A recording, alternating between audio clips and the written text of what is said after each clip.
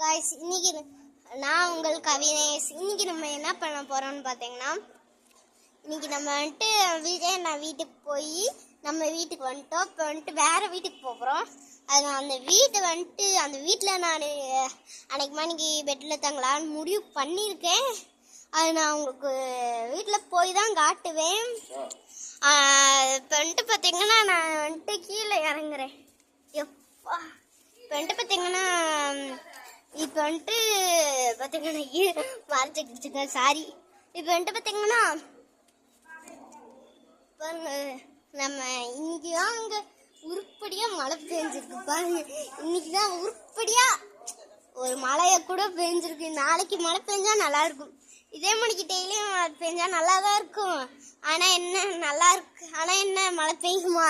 பெய்யாது. அடுத்து நம்ம வந்துட்டு பார்த்தீங்கன்னா iPhone 14 Pro Max தான்.